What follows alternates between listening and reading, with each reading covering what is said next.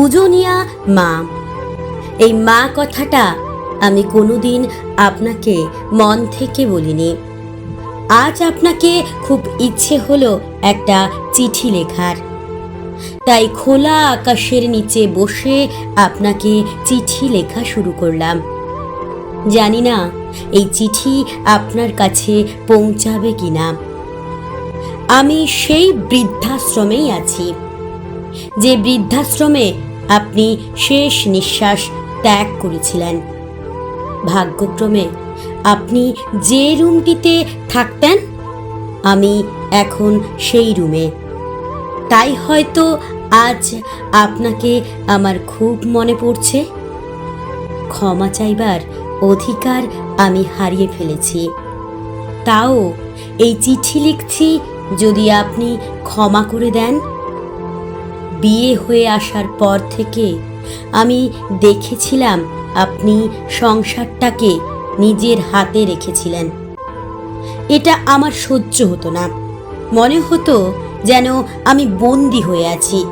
কিন্তু এটা বুঝতাম না মাথার উপর একজন অভিভাবক থাকা কতটা প্রয়োজন। আপনি যখন বলতেন, বৌমা যতটা খাবে ততটা নাও, লোকসান করো না, এই কথাটা যেন আমার অসহ্য লাগতো। কিন্তু আমি এখন বুঝতে পারি আপনি কোনো খারাপ কথা বলেননি তো। আপনি তো আমাকে না খেয়ে থাকতে বলেননি, লোকসান করতে মানা করেছিলেন। আপনার হাতে যখন আপনার ছেলে মাসিক বেতন তুলে দিত, তখন আমার খুব অসহ্য লাগতো। মনে মনে ভাবতাম কি করে আপনার কাছ থেকে মুক্তি পাওয়া যায়। আপনার কাছ থেকে মুক্তি পাবার জন্য আপনার ছেলের কাছে আমি বায়না করি, আমি তার সাথেই যাব তার কর্মস্থলে। আপনার ছেলে প্রথমে অনুমতি না দিলেও পরে ঠিক মানিয়ে নি, কান্নাকাটি করে। বেশ ভালোই ছিলাম দুজনে।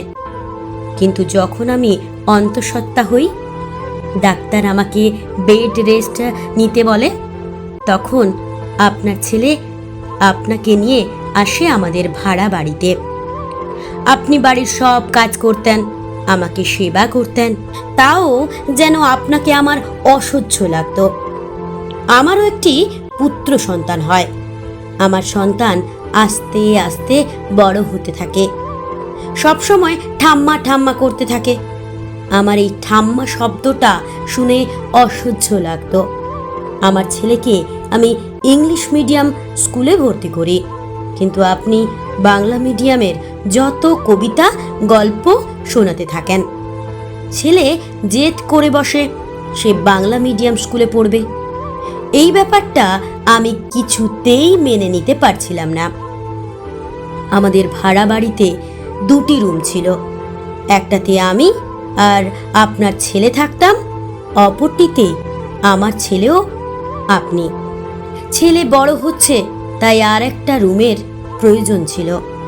আমি আর আপনার ছেলে যুক্তি করলাম দেশের বাড়ি ও জমি বিক্রি করে এখানে নিজেদের বাড়ি তৈরি করব।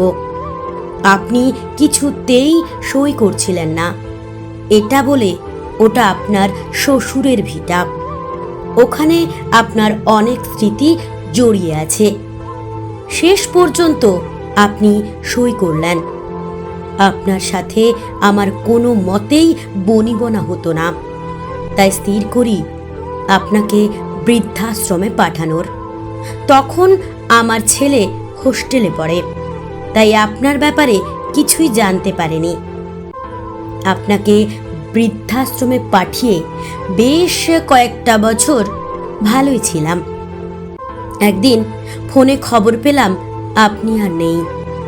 আমি মনে মনে বললাম, যাক বাঁচা গেছে। এরপর ছেলে বড় হলো, বিয়ে দিলাম। প্রথম প্রথম ভেবেছিলাম আমি তো আর আপনার মতন গেঁয়ো ভূত নই, তাই আমার সাথে আমার বৌমার বেশ মিল হবে। কিন্তু তা হয়নি। আমার সাথে যেন ইতিহাসের পুনরাবৃত্তি হচ্ছিল। যে যে বিষয়ে আপনার সাথে আমার তর্ক হতো, ঠিক সেই বিষয়ে আমার সাথে আমার বৌমারও হতো। হঠাৎ করে আপনার ছেলের স্ট্রোক হয়, আর সে আমাকে ছেড়ে চলে যায় চিরতরে। আপনার ছেলের বানানো বাড়ি তাদের পছন্দ হচ্ছিল না। আমার বৌমা থাকতে চায় ফ্ল্যাটে, তাই বাড়ি ভেঙে ফ্ল্যাট বানানোর পরিকল্পনা করে। আমাকে আমার ছেলে ও বৌমা বোঝায় যে ফ্ল্যাট বানালে তারা দুটো ফ্ল্যাট নেবে, বাদবাকি ভাড়া দেবে, তাতে অনেক টাকা আসবে। আপনার মতোই আমি কিছুতেই সই করতে চাইনি, কিন্তু আমার ছেলে কান্নাকাটি করে শেষ পর্যন্ত সই নিয়েছিল। বাড়ি ভেঙে তৈরি হলো বিশাল বড় ফ্ল্যাট। সেই ফ্ল্যাটে ছিল দুটো রুম আর একটা কিচেন। আমি আমার ছেলেকে বললাম, কিরে, আমার রুম কোথায়? ছেলে বলল, মা, তোমার রুমের কি দরকার? তুমি আমাদের মেয়ের সাথে মেয়ের রুমে থাকবে। নাতনির সাথে নাতনির রুমেই থাকছিলাম। নাতনি যত বড় হতে থাকে আমার সাথে খারাপ ব্যবহার করে। আসলে ওর চাই একটা নিজস্ব রুম। তাই আমার ছেলে ও বৌমা স্থির করে আমাকে বৃদ্ধাশ্রমে রাখার। আমি আজ বৃদ্ধাশ্রমে, যে বৃদ্ধাশ্রমে আপনি ছিলেন। ভাগ্যের কি পরিহাস!